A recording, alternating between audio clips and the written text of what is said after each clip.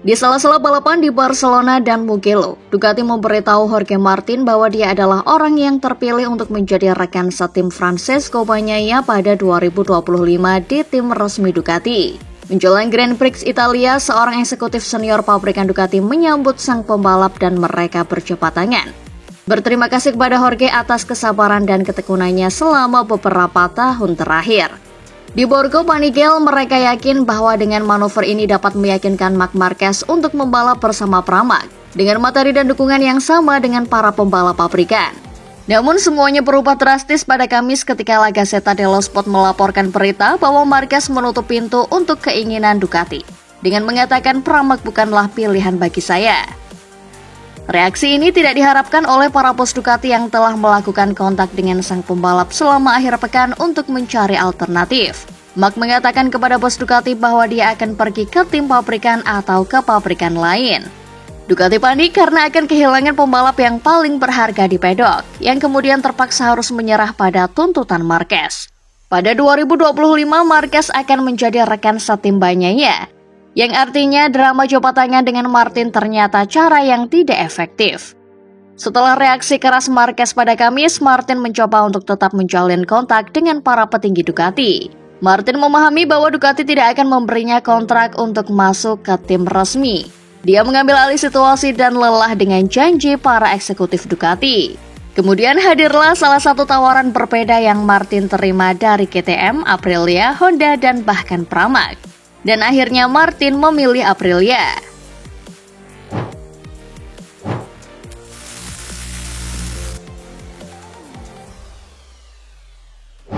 Martin yang masih membela Prima Pramac Racing resmi akan membela Aprilia Racing dengan kontrak 2 musim mulai 2025. Ia dijadikan pengganti Espargaro yang memutuskan pensiun akhir musim ini usai menjadi kapten tim dan ujung tombak pengembangan motor RSGP sejak 2017. Namun Aprilia belum menentukan siapa yang akan jadi tandem Martin. Kontrak Viñales sendiri akan habis akhir musim nanti. Rivola berharap Top Gun mau bertahan mengingat pengalamannya yang segudang sangat diandalkan Aprilia untuk kelanjutan performa apik RSGP pada masa-masa mendatang. Belakangan Viñales digosipkan saling lirik dengan Repsol Honda. Pembalap berusia 29 tahun ini sempat mengaku tak yakin potensinya bakal berkembang di luar lingkup Aprilia. Namun sampai saat ini ia juga belum mengambil keputusan soal masa depannya. Rivola pun masih setia menanti langkah Viñales. Rivola dapat memaklumi mengapa pabrikan lain tertarik pada Viñales. Namun untuk membuat juara dunia Moto3 2013 itu bertahan, Aprilia harus berusaha keras menyediakan paket motor terbaik baginya. Meski begitu, jika Viñales menolak, mereka baru akan memburu rider lainnya.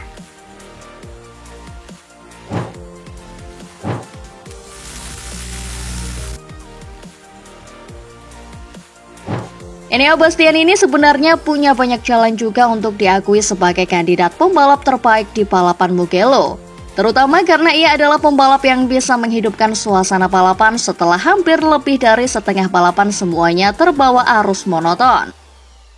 Walaupun masih dipilih Pecco sebagai pembalap yang diinginkan sebagai tandem, namun sepertinya nama Bastianini sudah keluar dari konstelasi calon tandem Pecco di 2025. Sepertinya Enea lama memahami bahwa hari-harinya di Ducati mungkin akan segera berakhir. Namun di Mugello ia membuktikan bahwa ia belum habis, dia akan terus maju. Mungkin lepas dari Ducati, namun penduduk asli Rimini ini menggoda banyak orang. Massimo Rivola telah beberapa kali mengatakan bahwa Aprilia bisa menggunakan pembalap Italia.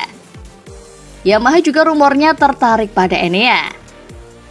Kedua pintu ini belum ditutup dan ada opsi ketiga yang juga tak kalah menarik, di mana opsi ini mengarah ke Austria walaupun asli brandnya dari Spanyol, yakni GasGas. Diwakili oleh manajernya, sosok yang dihormati di pedok yakni Carlo Pernat, Bastianini sebenarnya sudah mengintensifkan pembicaraannya dengan KTM. Setelah beberapa waktu memasang Acosta untuk ditandemkan dengan Brad Binder di 2025. Namun dua si di GasGas tampak masih belum pasti. Augusto Fernandez drop performanya, sementara Miller juga sering dipertanyakan performanya. Mengambil Enea akan menjadi sebuah kudeta besar karena itu berarti memiliki pembalap yang masih muda, cepat, dan akan membawa serta pengalaman yang didapat di Ducati. Tentu saja bila berbicara tentang tempat di tim Tech 3 di musim mendatang, bisa saja meninggalkan merek gas-gas untuk kembali memamerkan merek KTM. Tentu saja Bastia bisa disuplai KTM RC16 model terbaru yang sama dengan yang dipakai Acosta dan Binder nanti. Ada juga detail lain yang sangat menarik dari Enea, yaitu menemukan mantan kepala krunya Alberto Geribuola yang pernah menjadi sahabat karib Bastianini di tim Gresini sebelum pindah ke KTM.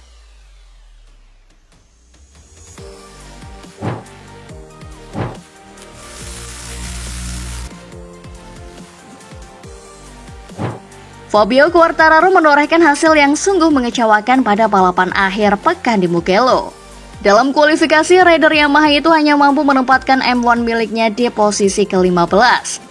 Dalam sprint race, dia gagal mencetak poin karena balapannya berakhir dengan crash. Alih-alih mampu mengumpulkan beberapa poin di balapan utama hari Minggu, El Diablo malah terdorong ke belakang dan melewati garis finish di posisi ke-18, tertinggal 30,6 detik dari pemenang Pecco Bagnaia. Hanya Johan Zarco dan Luca Marini serta Lorenzo Savadori yang finish di belakangnya. Apa yang menjadi kendala Quartararo di Mugello? Pembalap asal Prancis itu mengatakan ada beberapa alasan. Pertama, dia harus menghadapi masalah fisik. Diketahui lengan Quartararo mengalami masalah.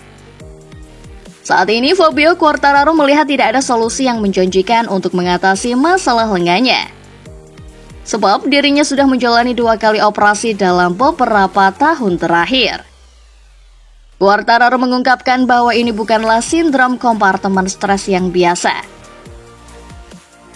Namun keluhan pada ampamnya juga terjadi karena tenaga yang berlebihan dan penyebabnya adalah karakteristik Yamaha. Kurangnya cengkeraman pada motor dan masalah pada mesin membuat motor sulit dikendarai dan berdampak buruk secara fisik. Quartararo melihat salah satu kemungkinan penyebab masalah tersebut adalah kesalahan dalam pengembangan M1.